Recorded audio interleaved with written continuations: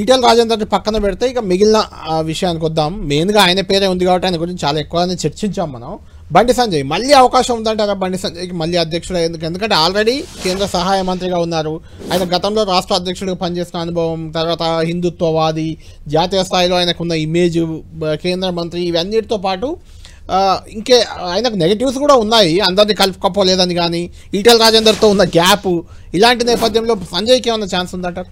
అంటే Sanjay is a powerful leader in BJP. నువ్వు ఎవరు అవునన్నా కాదన్నా హిందుత్వ ఓటర్స్తో, బీజేపీ ఎవరేజ్ కార్యకర్తతో ఎమోషనల్ కనెక్ట్ ఉన్న నాయకుడు బండి సంజయ్.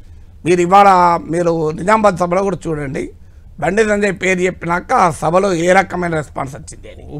మీకు ఏ నాయకునికి రాలేదు. యూత్ లో చాలా ఫాలోయింగ్. సో మీకు అంటే నాట్ జస్ట్ ఇన్ బీజేపీ కార్యకర్త, ఈవెన్ ఓటర్లలో కూడా.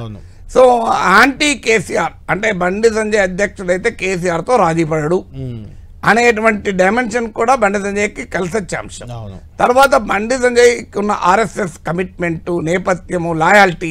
ఎందుకంటే ఆయన ఎన్నికలకు రాలేదు కదా, మీకు బండి సంజయ్ వచ్చింది ఐడియాలజీతో.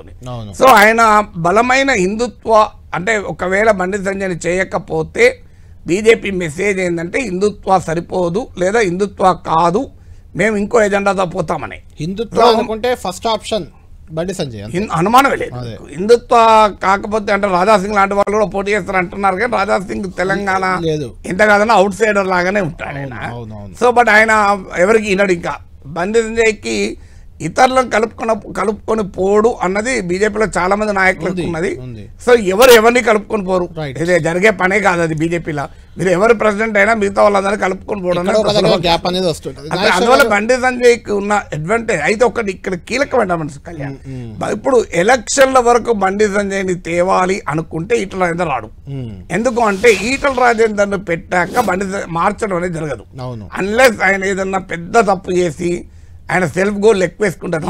బండి సంజయ్ అంతే కదా, అంటే బండి సంజయ్ని మార్చినా నీకు ఎలక్షన్ల వరకు ఆయనే ఉంటాడు. కానీ రేపు ఒకవేళ పార్టీ ఇక ఇప్పుడైతే ఎవరినోని పెట్టి ఎలక్షన్ల వరకు బండి సంజయ్ని తేవాలి అని అనుకుంటే, ఎందుకంటే అప్పటి వరకు ఒక వాతావరణం తేవాలి కదా, ఇప్పుడు చాలా లాంగ్ టైం ఉంది కదా. సో అప్పటి వరకు లిమిటెడ్ ఓవర్ మ్యాచ్ ఆడాలి కదా అనుకున్నప్పుడు మాత్రం ఎందుకంటే ఎవరో ఒకరు డామినెంట్ లీడర్ కాకుండా ఉంటారు, డామినెంట్ సామాజిక వర్గం కూడా కాకుండా ఉంటాడు. సో ఈటల రాజేందర్ ఎలా అయితే సామాజిక వర్గం ఒక ఇంపార్టెంట్ ఫ్యాక్టర్, బండి సంజయ్ కూడా ఇంపార్టెంట్ ఫ్యాక్టర్. సో అక్కడ ఆయనకి ఏది తేడా లేదు మళ్ళీ బీసీ లీడర్ అనే విషయంలో. ఇప్పుడు రెండు వర్గాలు అంటే ఈటల రాజేందర్ వర్గం, బండి సంజయ్ వర్గం ఎవరు అవునన్నా కాదన్నా రెండు వర్గాలు క్లియర్ గా కనిపిస్తున్నాయి బీజేపీలో. మిగతా వర్గాలు అంటే రెండు నదులు మిగతా ఉపనదులు లాగా ఉన్నాయి, అవి కూడా కృష్ణా నది, గోదావరి నది లాగా.